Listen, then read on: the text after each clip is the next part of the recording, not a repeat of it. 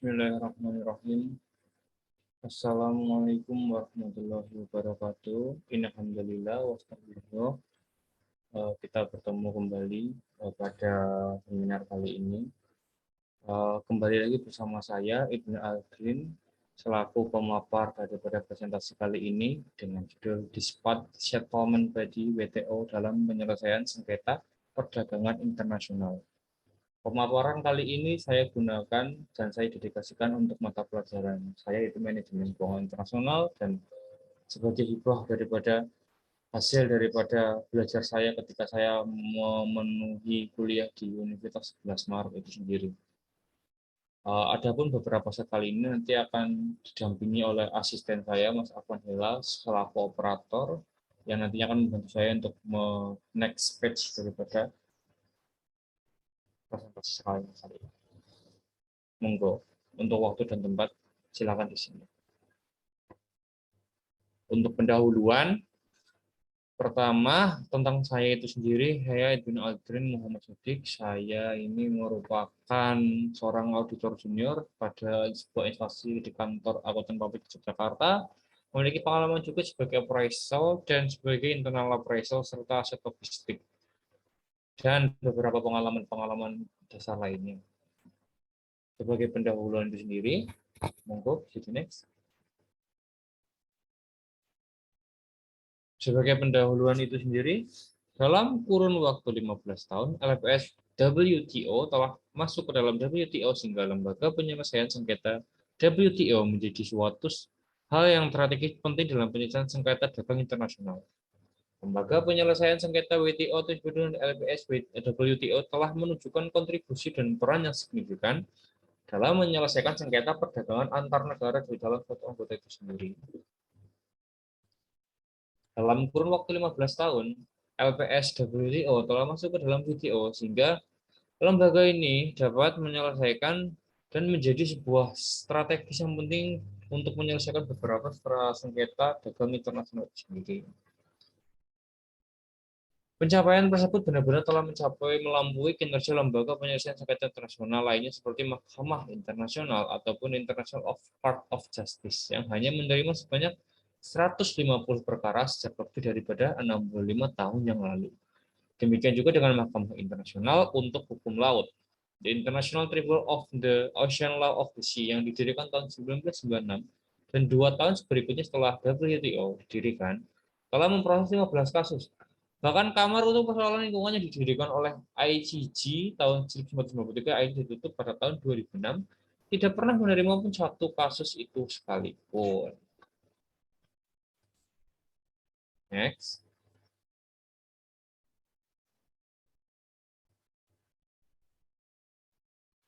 Untuk pembahasan itu sendiri, dalam praktiknya, penyelesaian sengketa benar-benar telah menjadi sesuatu yang esensial dan berfungsi menjaga memelihara keseimbangan hak dan kewajiban para pihak yang bersengketa dari negara anggota-anggota GSP WTO yang telah menunjukkan kinerja dan proses yang positif dan menjawab keraguan banyak kalangan bahwa proses penyelesaian sengketa dirasa terlalu lama.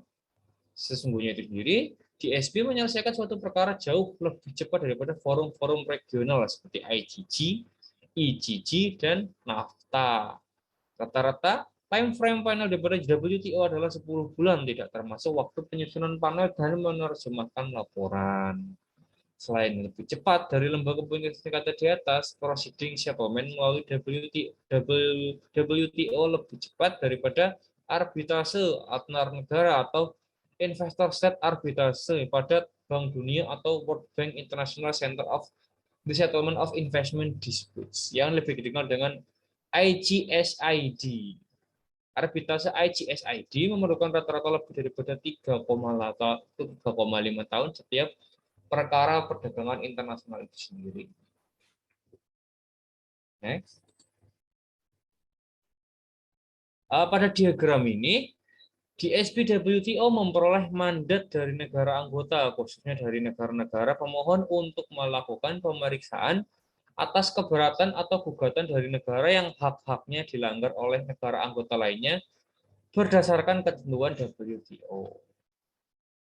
Selanjutnya,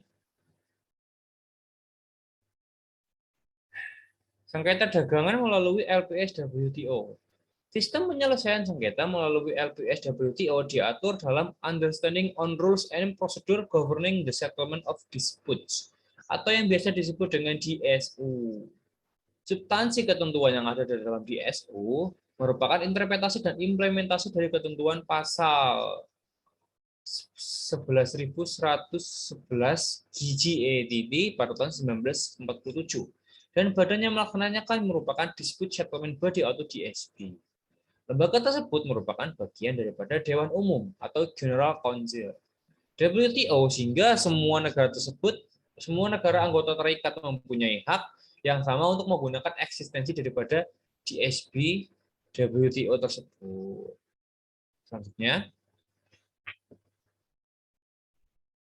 untuk struktur WTO mengenai kewenangan DSB meliputi membentuk panel, mengadopsi panel, dan laporan daripada badannya untuk melakukan banding atau Appellate Body Report, melaksanakan pengawasan implementasi terhadap rekomendasi dan keputusan yang telah dibuat, serta mengotorisasikan penundaan konsensi, suspension of the consent itu sendiri. Dengan adanya DSB, semua anggota WTO wajib menyelesaikan sengketa dagang melalui jalur ini, dan semua negara anggota tidak diperbolehkan mengambil tindakan secara sepihak yang akan menimbulkan persoalan baru secara bilateral maupun multilateral. Adapun tahapan penyelesaiannya, pertama, putusan yang diambil oleh DSB harus dilakukan secara konsensus, di mana mekanisme yang digunakan adalah reverse consensus atau negatif konsensus. Artinya, DSB harus dianggap mengambil suatu keputusan jika tidak ada konsensus untuk tidak mengambil putusan yang bersangkutan. Dengan kata lain, pembentukan panel dan pengadopsian laporan panel dapat secara otomatis berjalan, kecuali ada penolakan dari seluruh anggota WTO. Konsensus negatif ini dipergunakan sebagai pengganti sistem yang lama, yakni konsensus positif. Konsensus negatif ini ditujukan untuk mencegah terhambatnya proses penyelesaian sengketa apabila dikarenakan ada satu negara yang menolak, yang menimbulkan tidak diberlangsungannya proses penyelesaian sengketa. Saat ini, sepanjang satu anggota menghendaki untuk mengadopsi sebuah laporan, laporan tersebut otomatis akan diadopsi.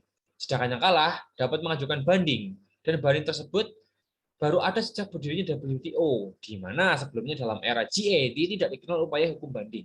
Hukum acara dalam penyelesaian sengketa di DSB melalui sejumlah tahapan, yaitu konsultasi, proses panel, proses banding, adopsi, dan pengawasan implementasi. Next. Ada konsultan dan pembentukan panel itu sendiri. Konsultasi langkah pertama dari prosedur penyelesaian sengketa WTO merupakan konsultasi itu sendiri. Konsultasi ini merupakan permintaan negara anggota yang dituduh melanggar ketentuan WTO atau berakibat meniadakan dan mengawal ketentuan negaranya. Sedangkan negara pelanggar harus merespon permintaan tersebut dalam jangka waktu 10 hari dan harus sudah melaksanakan dalam jangka waktu 30 hari sejak permohonan konsultasi diajukan. Dan harus diselesaikan dalam jangka waktu 60 hari sejak permohonan konsultasi diajukan juga. Good office, peran jasa baik, konsiliasi, dan mediasi merupakan sebuah prosedur yang ditempuh secara sukarela dengan syarat para pihak sepakat melakukan langkah tersebut. Pada ketentuan selanjutnya bahwa langkah yang diambil harus dijaga kerahasiaannya dan tanpa prejudis terhadap beberapa para pihak itu sendiri. Good office conciliation atau mediasi dapat dilakukan kapan saja oleh pihak manapun dalam sengketa. Demikian juga dapat dimulai dan diakhiri kapan saja. Ketika proses tersebut sudah diakhiri dan negara pemohon atau complaining dapat mengajukan permintaan pembentukan panel, pada tahap konsultasi, Dirjen WTO dapat bertindak sebagai ex officio of capacity sebagai good office conciliation atau mediasi yang memberikan pandangan untuk memberikan konsiliasi atau konsultasi kepada negara anggota itu sendiri.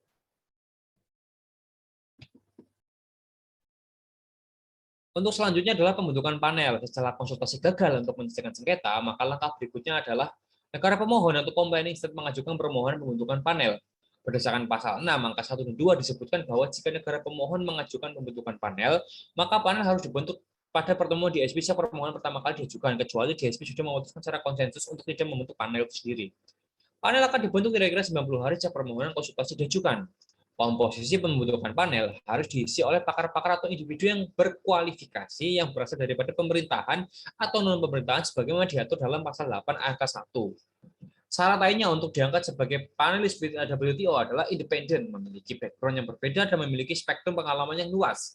Setelah panel tersebut dibentuk oleh DSB, kemudian dipilih 3 orang panelis dari jumlah nama yang dinominasikan oleh sekretaris WTO.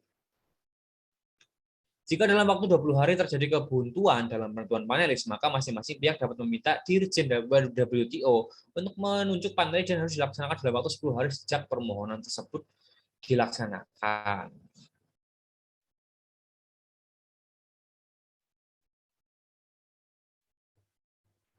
Panel dapat memberikan saran bagaimana mengimplementasikan rekomendasi tersebut, namun pada umumnya tidak terjadi. Final report harus sudah disampaikan kepada para pihak dalam jangka waktu 6 bulan setelah penyusunan panel dan harus diedarkan kepada semua negara anggota WTO selambatnya 9 bulan setelah pembentukan panel.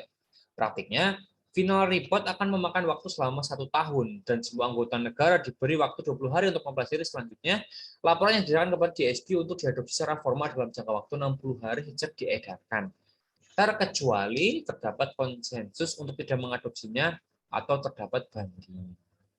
Untuk selanjutnya, lembaga banding WTO, rekomendasi panel, dan appellate body. Dalam lembaga banding WTO, terdiri dari 7 orang yang dibentuk oleh DSB. Appellate body harus memeriksa banding dari panel, appellate body terdiri daripada 7 orang. Setiap kasus ditangani oleh 3 orang badan banding masing-masing. Sebelum finalisasi putusan, dari 3 anggota dianjurkan bertukar pikiran dengan 4 anggota lainnya. Keanggotaan EB adalah selama 4 tahun dari setiap anggota dapat dipilih melalui 1 kali prosedur operasional. Kemudian prosedur ini harus dirumuskan oleh EB dan berkonsultasi dengan ketua DSB dan direktur jenderal WTO serta dikomunikasikan dengan para anggota, presiden, dan semua dokumen EB bersifat rahasia atau konfidensial. Laporan EB harus didraft tanpa kehadiran para pihak yang bersengketa, baik semua informasi dan pernyataan yang dibuat. Pendapat atau pandangan yang dituangkan dalam laporan EB oleh individu sebagai anggota EB harus bersifat anonimus atau tidak memiliki nama. Untuk rekomendasi panel dan appellate body, berdasarkan pasal 19 bahwa baik panel maupun appellate body menyebutkan bahwa suatu ketentuan bertentangan dengan ketentuan WTO atau coverage agreement, maka panel maupun API harus merekomendasikan negara anggota yang bersengketa mendudukan aturan tersebut sejalan dengan agreement. Juga rekomendasi panel maupun API dapat menyarankan cara-cara terhadap negara yang bersengketa, mengimplementasikannya berdasarkan paragraf 2 artikel 3 bahwa penemuan dan rekomendasi baik panel maupun EB tidak dapat menambah atau mengurangi hak dan kewajiban yang diatur dalam coverage agreement time. Selanjutnya,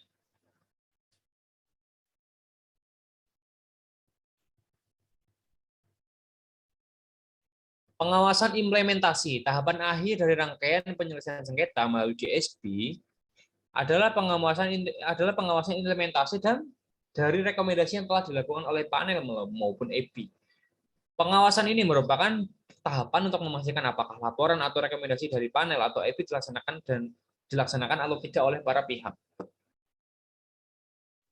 Norma yang umum diterapkan adalah apabila negara pelanggar direkomendasikan untuk menyesuaikan tindakannya agar sesuai dengan kewajiban-kewajiban yang diatur oleh ketentuan WTO. Pasal 21 angka 1 menegaskan betapa pentingnya ketaatan dan kepatuhan menjalankan laporan dan rekomendasi panel maupun EB demi efektifnya pengawasan dan implementasi ketentuan DSU. Tahap pengawasan khususnya untuk negara berkembang tetap menemukan perhatian khusus terhadap hal-hal yang mempengaruhi kepentingan negara berkembang berkaitan dengan ketentuan yang ada relevansinya dengan penyelesaian sengketa. Pertemuan DSB dilaksanakan paling lambat 30 hari sejak tanggal mengadopsikannya laporan dan rekomendasi panel ataupun EB. Anggota yang terkait dengan sengketa harus menginformasikan nantinya untuk implementasi rekomendasi DSB.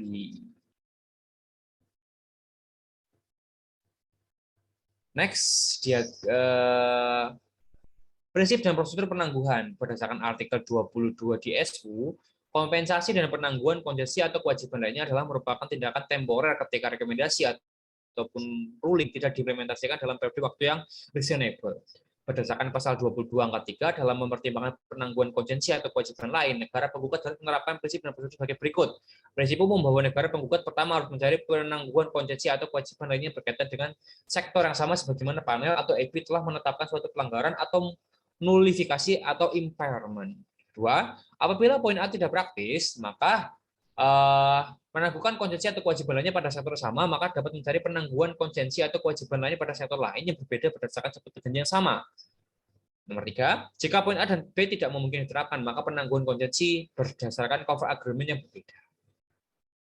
Untuk diagram itu sendiri, EB, appellate body, telah melakukan penyelesaian berbagai kasus sengketa perdagangan atau negara anggota.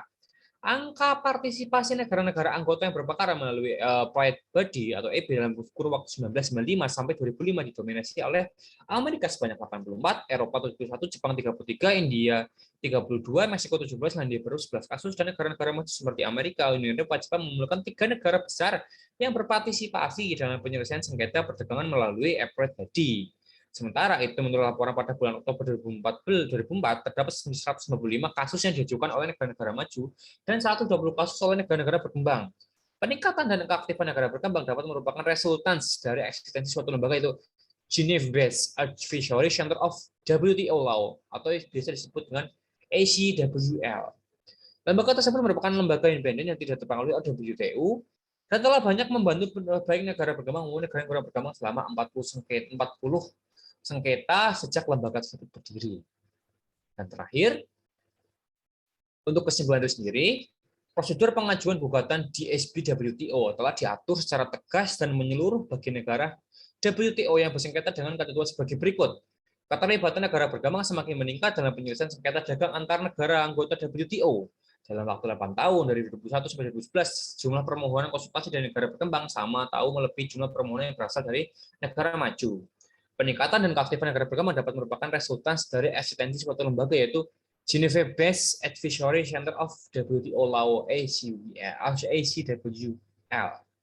Lembaga tersebut merupakan lembaga independen yang tidak dipengaruhi oleh WTO dan telah banyak membantu baik secara negara berkembang maupun negara kurang berkembang secara terhadap 40 sengketa lembaga sejak lembaga tersebut berdiri, yaitu 2001. ACWL dianggap telah banyak membantu dan sharing terhadap berbagai negara anggota yang berkontribusi terhadap efektivitas sistem hukum yang diadopsi oleh WTO, khususnya prosedur sengketa dan realisasi dari pencapaian objektif WTO secara signifikan. Pelanggaran atas GA di 1994 mencapai 39 kasus, subsidi dan anti-dumping sebanyak 14, pertanian 9 kasus, dan safeguard sebanyak 7 kasus. Selanjutnya, angka partisipasi negara anggota yang berpengaruh melalui Appellate Body dalam 95 sampai 2005 didomisili oleh Amerika 84, Eropa 71, Jepang 33, India 32, Meksiko 17, dan Selandia Baru 11 kasus. Peranan di SBWTO semakin meningkat, yaitu 2011 di SBWTO menerima 8 notifikasi dari negara-negara anggota WTO. Permohonan konsultasi berdasarkan DSU atau kurang dari setengah permohonan tahun sebelumnya, itu 17 notifikasi pada tahun 2010. Jumlah tersebut merupakan jumlah terendah dalam sejarah WTO yang selanjutnya terjadi pada 2005, yaitu 12 notifikasi. Walaupun demikian, DSB saat ini telah mengadopsi 8 laporan panel dan 5 laporan appellate body, termasuk sedang menangani kasus besar mengenai sengketa Uni Eropa dan Airbus maupun Boeing daripada Amerika Serikat itu sendiri. Sekian pemaparan dari saya. Jika ada pertanyaan, mohon disampaikan melalui kolom chat.